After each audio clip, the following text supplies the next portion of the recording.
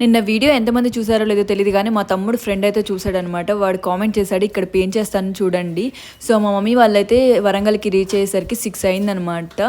So రూమ్కి వెళ్ళి wait చేశారు. వాళ్ళతో మాట్లాడతాం అసలు ఎలా చేసుకుంటారా అని చెప్పేసి. వాళ్ళు ఎంత వెయిట్ చేసినా కానీ రాలేదు. 9 అయిపోయింది. సో అక్కడే ఉన్న హాస్పిటల్లో తెలిసిన వాళ్ళు వెళ్ళారని చెప్పాను కదా, వాళ్ళని తీసుకొని వెళ్ళి హాస్పిటల్లో చూపించి టాబ్లెట్స్ వేసి తీసుకున్నారనమాట. ఒక సైడ్ ఫేస్కి కన్ను దగ్గర వాపు వచ్చిందనమాట. అంతలా కొట్టారనమాట.